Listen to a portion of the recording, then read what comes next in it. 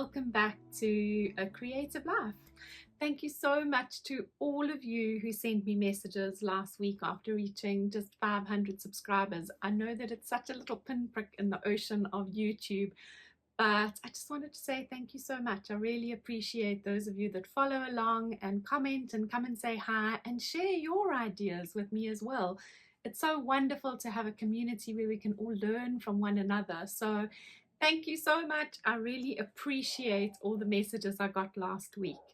Thank you too to all the new faces that are here. I've had a couple of new people joining us, so thank you, and I hope you'll stick around. I hope we'll have some fun together. I hope we'll learn together, and most of all, I hope we'll be creative together. So this week's video is all about something I'm super passionate about. Last week I was sharing about some art materials that I'd found, and by the way, some of you had some fabulous tips for me. I think I'm going to have to do a follow-up video to share all of the wonderful information that everyone shared with me about using Daniel Smith watercolor sticks. Thank you so much. Aren't we so lucky to be part of a community where people can share all their knowledge together? I really do think I feel so privileged. So thank you for all of those tips. They were amazing. Anyway, besides having a little bit of a problem with buying art materials or exploring with new things, I also have to admit to being a bit of an art book addict. I have a little bit of a problem when it comes to buying art books. This is just one of the small little places in my studio and in my house that has books. Don't get me started on cookery books. You don't want to see the shelves in my kitchen. Anyway, needless to say, I'm a little bit of a bookworm. I absolutely love books. And I wouldn't be able to do this channel without sharing some of my favorite books that bring me such joy and inspiration and are really, quite honestly, a place of refuge for me as a creative, as well as being a place of enormous inspiration. I think that in today's society, where we can sometimes become a little bit visually oversaturated, how many times haven't you found yourself online scrolling aimlessly through maybe Instagram or scrolling aimlessly on a screen surface? Now, don't get me wrong, I think it's wonderful that in today's day and age we can connect with one another so well through all the various platforms available and that we have so much visual stimulation around. But let's be honest, sometimes it can feel overwhelming, and sometimes there's nothing better than making yourself a cup of tea and curling up with an amazing book. There's just something special about being able to hold a book, flip slowly through the pages. It kind of feels like a different pace to be able to turn the pages, mull over things, read the book from cover to cover if it's truly inspiring. But I also have many books that I will just turn to when I'm looking for a little bit of inspiration or feeling a little bit low. I'll pick them up, and just a few minutes looking through those pages has me feeling like I'm desperate to get into my studio and start painting again. So of course, I want to share with you some of my favorite books. They feel like old friends, to be honest with you. I want to share some of my favorite books with you in the hopes that maybe they will inspire some of you too. Now, if I had to choose, as a matter of fact, it would be impossible to choose a list of books that I want to share with you. I think it would take me all day, all week, all month, all year. It would take me a lifetime to share my favorite art books because there are just so many that I feel so passionate about. So what I've decided is I'm going to start this as a little bit of a series. I'm going to share just 3 of my favorite books, or 3 books that I absolutely love, that I turn to all the time. And I hope that they will maybe share a book that you haven't seen before, or that they will give you some ideas of things that you can go and look for, or ideas for things for birthday presents. You know, maybe if you've got a birthday coming up and you're hoping somebody will buy you a book, or you're looking for some new inspiration, maybe I will share a book that you haven't heard of before. I'm sure I'm going to share lots that you have heard about a million times, but I honestly just want to be able to share my passion of paging through beautiful art books with you. So come along and join me today. I'm going to share the first of just 3 books that I want to share with you. Here they are. I'm sure there's one peeping out there that all of you will know about. Let me show you which books they are. So the 3 books that I have to share with you today, first one is definitely one that most of you will probably know about, and you've probably heard a lot about it, Big Magic by Elizabeth Gilbert, Creative Living Beyond Fear. I'm sure that most of you will know about this book, but I couldn't share anything about living a creative life without sharing this book with you. So that will be my first one. Then I have David Hockney's A Yorkshire Sketchbook. I can't wait to dive into this one to show you. And last of all, I've got Van Gogh's Flowers, such a beautiful book that I turn to so often. So I'm really excited to share these with you. Let's get started. The first book, Big Magic by Elizabeth Gilbert. Now, if you are a creative, chances are you've probably read this book or you've definitely heard about it. But if you haven't, and on the slim chance that there might be just one person that hasn't read this book, I've decided to go ahead and share it anyway. I promise I won't dwell on it for too long so that those of you that do know about it don't get bored. But I am going to share 1 or 2 pearls of wisdom that, to be honest with you, you can never hear enough times. This book is just packed with golden wisdom. You can see mine's a really old copy. And as a matter of fact, this is the only book out of the 3 that I'm sharing that I have purchased. The other 2 are from secondhand shops. But this one has honestly been read so many times. It is all about living a creative life and embracing the magic of creativity. She shares so much wisdom in this book that honestly I don't even know where to start. What is creativity? The relationship between a human being and the mysteries of inspiration. I think that one of the greatest things that I've taken from this book is how she speaks about fear, about leading a life, a creative life, and dealing with fear. And one of the things that I want to read to you, I've actually marked it off because it's one of the things that I go to so often as a creative. It's the kind of book that although you can read it from cover to cover, there are just so many golden little nuggets in here that I find myself often, especially if I'm feeling a little bit creatively low, picking it up for some wisdom. And I want to just read you this one section that she's talking about dealing with fear and should it stop us from being creative when we're feeling that fear or anxiety around creating.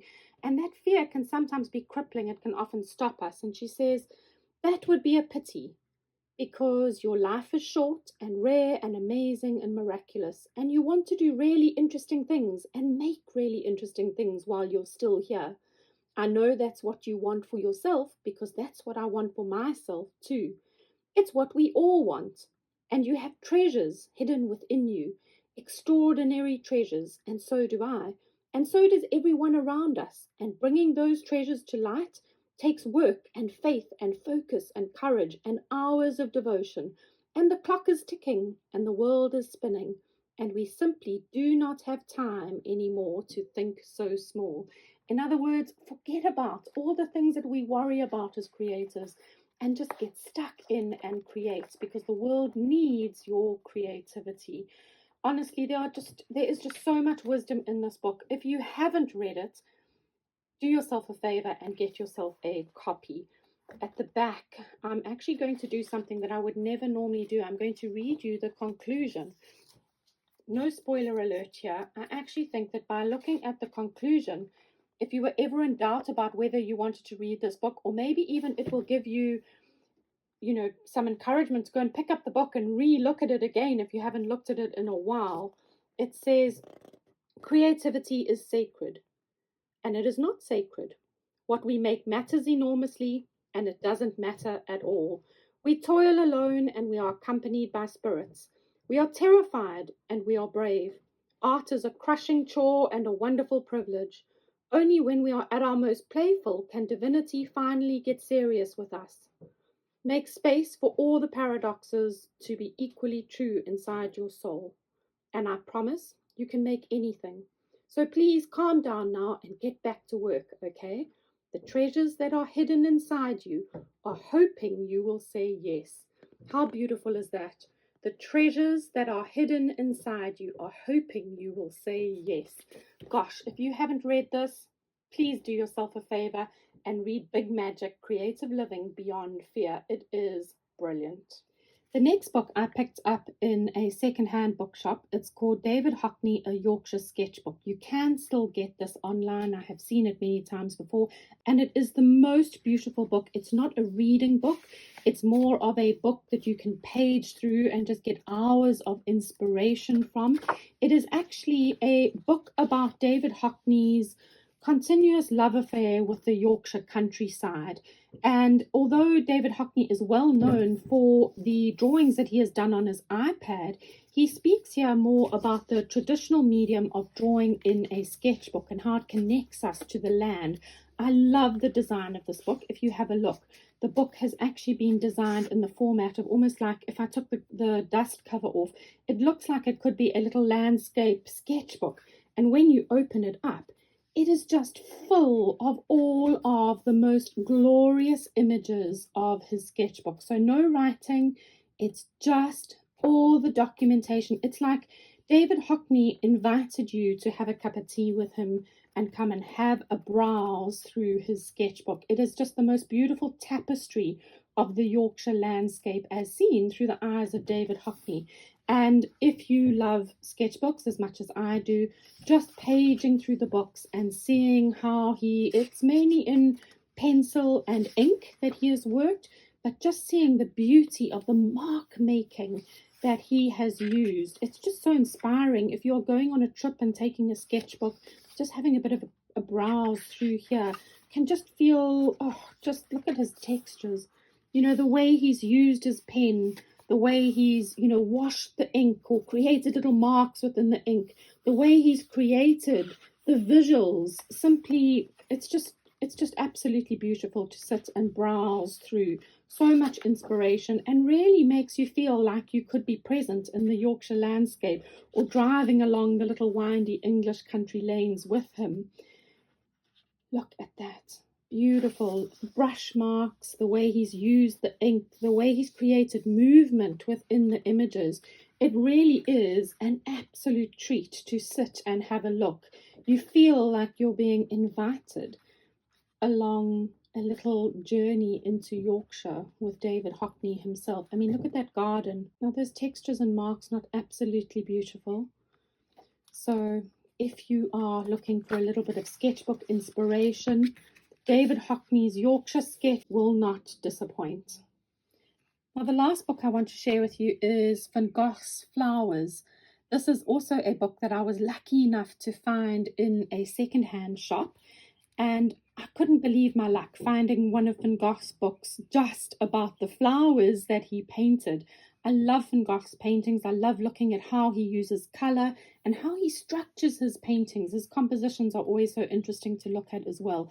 But the fact that I found a book just about flowers, if you know me and you know my work and you've seen some of my actual oil paintings, you'll know that I love painting flowers. A lot of my inspiration comes from the land, from nature, from flowers, and botanical inspiration. So finding a book just about his flowers felt like such a treat. And the quality of the pictures in this book. Are you one of those people like me? When you're at a museum, you are wanting to step over the line to get closer to the painting to have a look. I always want to step up really, really close to the painting so that I can actually see the brush marks. I can see how the artist has painted or how they've layered the color, the marks that they've made. And the beauty of this book is that you feel like you could be at the museum standing really close to the painting, because the quality of the images are so good that you could actually see each individual brush mark in the image of the book. So this book is an absolute treat if you love Van Gogh's work, or even just if you love painting flowers, to see how he painted the flowers. So the book speaks about Van Gogh and his inspiration of nature, and it actually, look at this. Sorry, I'm getting distracted. Look at the beautiful brush marks that you can see, the movement that he's created with those marks, not to mention the color. I would imagine that because these color plates are such good quality, that the color in these images is also relatively accurate. You know, often you look at books and the colors are not as accurate. If you've seen that painting in real life, you know that in actual fact that's not as turquoise or whatever. These color plates are really, really, really good. Now, this book goes on to say how these are the paintings of Van Gogh's provincial flowers, blazing circles of energy and joy, which will remain his most popular, inspiring images. He himself spoke of his special affinity with the flower, whose rich colour typified the character of the South. That sulphur yellow everywhere the sun lights. His glorious paintings were emblematic of his gratitude for the happiness and serenity that he found there. Now, we all know that Van Gogh wasn't always happy and serene. He had quite a troubled life. And the book goes on to speak about the happiness that he found. I mean, look at that little bug, the close-up of the flower. But the book goes on to speak about the happiness and joy that he found in the colours of nature while he was in that part of Provence or in France. And it also goes on to share with you some of the drawings that he sent mostly to his brother in the letters that he wrote to Theo. I mean, look at the linear work in these drawings. They're just so beautiful. But the writing is not that long. It then goes on to the plates, and the remainder of the book is all color plates of the paintings that have been spoken about in the book. So it goes on to show you the actual painting and then give you a little bit of a blurb about that painting, which is really interesting to see. It also gives you beautiful close-ups of the painting. And as I said, you can really see the beautiful brush marks in each of the works. Just how he has, I mean, look at this. Look at the energy in those brush marks. Absolutely gorgeous. This is definitely a book that I turn to regularly. I love paging through here, and when I'm feeling a little bit flat with my own work, it's definitely one of those pieces that I will pick up and just get some inspiration. You know, look at just the brushwork, the colors, how he's created movement within not only the marks that he's used, but just in how he's laid the paint down.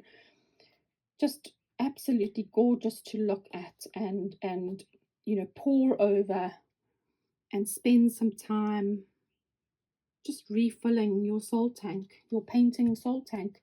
So if you, like me, love Van Gogh, or you love painting flowers or drawing inspiration from nature, this might be a book that you will enjoy as much as what I have enjoyed it. I mean, look at that brush mark. It is just gorgeous. Real food for my creative soul. So there we go. Van Gogh's Flowers. Hopefully, if you haven't seen it before, it might be one that you will look out for. Now, I know what you're also thinking. Art books are super expensive, right? So here are my tips for purchasing art books. First of all, just like art supplies, I buy most of my books on sale. So what I tend to do is I go onto my favorite online stores. I have a lovely, big, fat, delicious, or should I say rather dangerous, list of art books in my wish list. And what I do is I every now and again go and have a look and see if any of those books that I am wanting are on sale. I promise you, sometimes you can get them for up to 50% off. So just like art materials, I buy a lot of my books on sale. The other thing is that I actually buy a lot of my books secondhand. What is wrong with a secondhand book? Absolutely nothing. I find the most amazing books, and sometimes there are books that aren't even in print anymore, in charity shops, online secondhand stores. So please don't discount looking for secondhand art books. As a matter of fact, that is where you're bound to find the absolute treasures. So thanks for joining me today. I hope I've shared at least one book that you didn't know about before. I hope I've inspired you to go out and pull out some of your own books that you love. I know I'm off to go and make a cup of tea and put my feet up and cuddle up with a book. It's rather chilly here today. We don't get cold weather often in Durban, so I'm going to enjoy relaxing with a cup of tea and a book. I hope that you will join me again to find out about some more books in my bookshelf. I can't wait to share more of them with you.